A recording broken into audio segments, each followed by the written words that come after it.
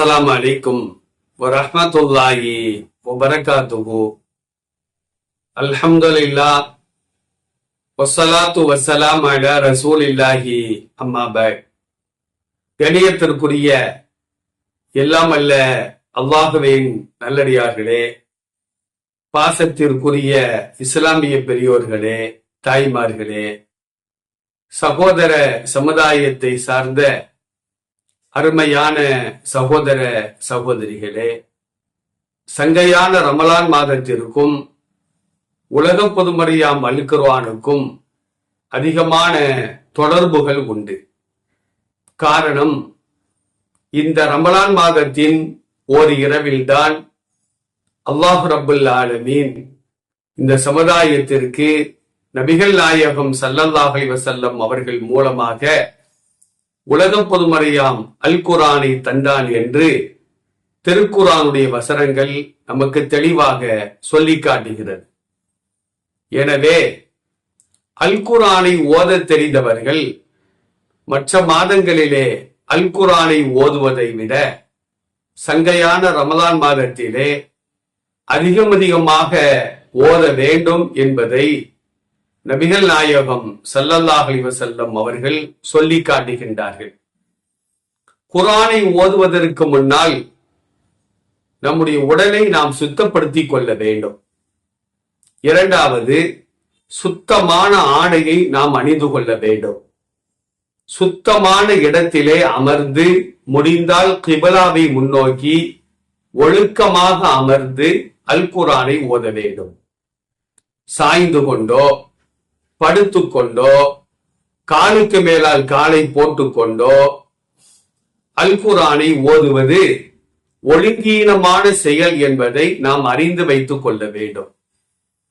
அல் குர்ஆனை ஓதுவதற்கு முன்னால் ஷைத்தானை விட்டும் அல்லாஹ்விடத்திலே பாதுகாப்பு தேட வேண்டும். ஏனென்று சொன்னால், அல்லாஹ் ரப்புல் ஆலமீன் அல் குர்ஆனிலே 16வது அத்தியாயம் 98வது வசனத்திலே பேசுகின்ற பொழுது, வைதா கரஅத்தல் குர்ஆன ஃபஸ்தஇது பில்லாஹி மினஷ் ஷைத்தானிர் ரஜீம்.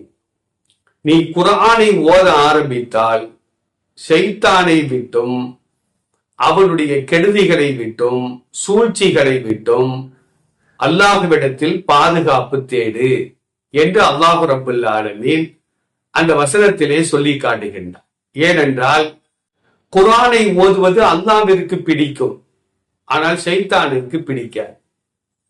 தூக்கம் வராதவர்கள் கூட அல் குர்ஆனை திறந்து விடுவார்களே, ஆனால் எங்கிருந்துதான் அந்த தூக்கம் வருதுன்னே தெரியாது. சில பேர் குர்ஆனிலேயே முகத்தை புதைத்து அப்படியே தூங்கி விடுவார்கள். எனவே ஷைத்தானை விட்டும் அல்லாஹ்விடத்தில் பாதுகாப்பு தேடிவிட்டுத்தான் குர்ஆனை ஓத ஆரம்பிக்க வேண்டும். அப்போ அஊது பில்லாஹி மினஷ் ஷைத்தானிர் ரஜீம். அடுத்து, எந்த ஒரு நல்ல காரியத்தை நாம் ஆரம்பித்தாலும் பிஸ்மில்லாஹ் கூறிதான் ஆரம்பிக்க வேண்டும். அப்போ முதல்ல அஊது, இரண்டாவது பிஸ்மில்லாஹிர் ரஹ்மானிர் ரஹீம் என்று நாம் சொல்லிக் கொள்ள வேண்டும். அடுத்து, திருத்தமாக நாம் ஓத வேண்டும். திருக்குர்ஆனுடைய 73வது அத்தியாயம் சூரத்து முஸம்மில், அதிலே 4வது வசனத்திலே அல்லாஹ் சொல்வான், வரத்திலில் குர்ஆன தர்தீலா. அல் குர்ஆனை திருத்தமாக நீங்கள் ஓதுங்கள். நல்ல உச்சரிப்புகளோடு நாம் ஓத வேண்டும்.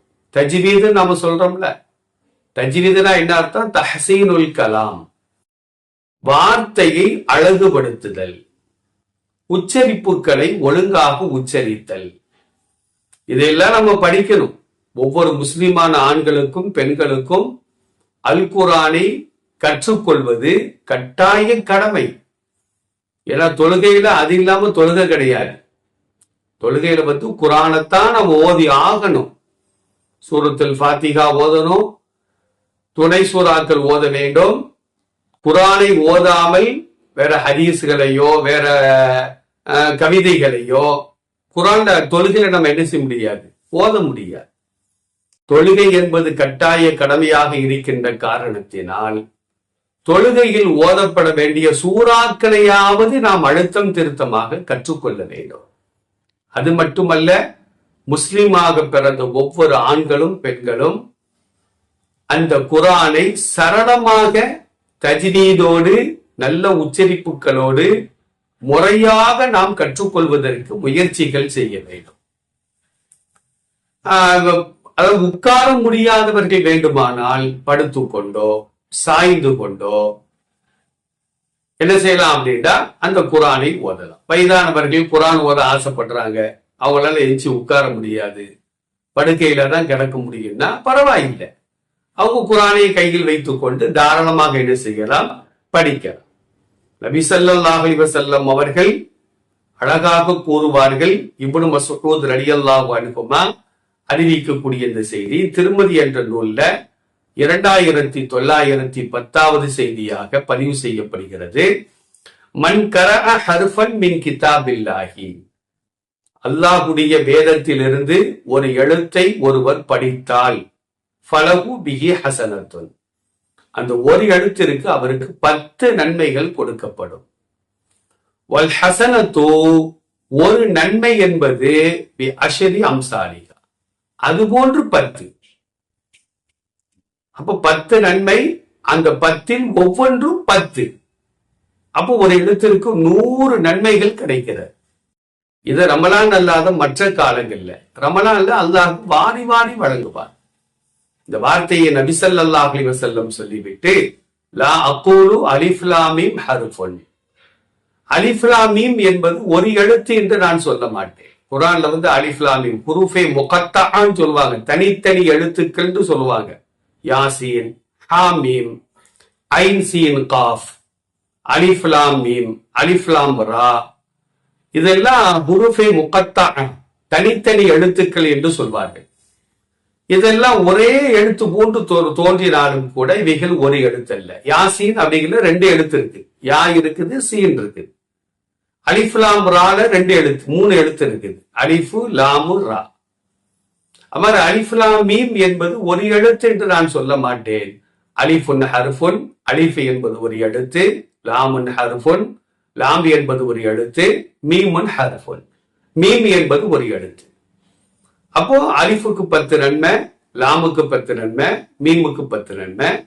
இதுல ஒவ்வொன்றும் 10 மடங்கு அதிகமாகும். அப்ப அலிஃப் லாம் மீம் என்று ஒருவர் சொன்னால் அவருக்கு கிட்டத்தட்ட 300 நன்மைகள் கிடைக்கும். ஆனா இந்த ரமலான் மாதத்துல 3000 கிடைக்கலாம், 30,000 கிடைக்கலாம், 3 லட்சம் கிடைக்கலாம். அது அல்லாஹ்விற்கு மட்டும்தான் வெளிச்சம் என்பதையும் மார்க்கம் நமக்கு தெளிவாக சொல்லி காட்டுகிறது. அதனால இந்த ரமலான் மாதத்துல குர்ஆனை நாம் ஓத வேண்டும். நமக்கு ஓத தெரியலையா, யாராவது குர்ஆனை ஓதினால் அருகில் அமர்ந்து செவிதாழ்த்தி நாம் கேட்க வேண்டும். ஏன்னா குர்ஆன் ஓதப்பட்டால் அதை செவிதாழ்த்தி கேளுங்கள், வாய் மூடி அமைதியாக இருங்கள். ஓதக்கூடியவர் அல்ல, கேட்பவர்.